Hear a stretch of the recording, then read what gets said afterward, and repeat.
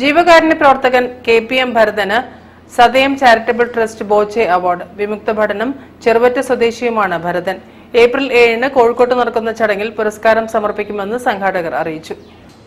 സംസ്ഥാനത്തെ മികച്ച ജീവകാരുണ്യ പ്രവർത്തനത്തിനുള്ള 2023 Sadayam charitable trust Boche award Kozhikode Cheruvatta സ്വദേശി KPM ഭരതന് സമർപ്പിക്കും.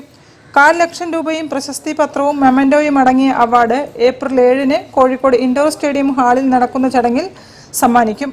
ഇതിന്റെ ഭാഗമായി ജില്ലയിലെ മുതിർന്ന അങ്കണവാടി പ്രവർത്തകരെയും അനുമോദിക്കും. സംസ്ഥാനത്തെ മികച്ച ജീവകാരുണ്യ പ്രവർത്തനത്തിനുള്ള 2023 Sadayam charitable trust Boche doctor Boby Chemmanur award Kozhikode Cheruvatta സ്വദേശി KPM ഭരതൻ.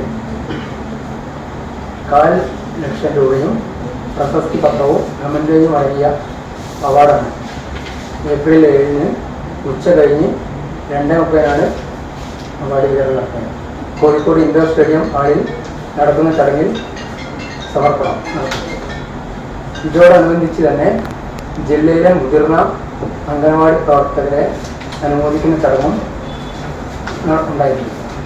സാമൂഹ്യ സാംസ്കാരിക പ്രവർത്തകൻ P. ശ്രീനിവാസൻ, റിട്ടയർഡ് പ്രധാനാധ്യാപകൻ N. പ്രേമരാജൻ, മുതിർന്ന മാധ്യമ പ്രവർത്തകരായ K. Mohandas, Sarvadamanan Kunnamangalam, trust general convener P. Sivaprasad എന്നീ ജൂറികളാണ് അവാർഡ് ജേതാവിനെ നിർണയിച്ചത്. വാർത്താസമ്മേളനത്തിൽ Sarvadamanan Kunnamangalam, P. Sivaprasad, M. K. Udayakumar തുടങ്ങിയവർ സംബന്ധിച്ചു. News bureau, Kozhikode. SUCI communist തെരഞ്ഞെടുപ്പ് കൺവെൻഷൻ നടത്തി. സംസ്ഥാന സെക്രട്ടറി ജേസൺ ജോസഫ് ഉദ്ഘാടനം ചെയ്തു.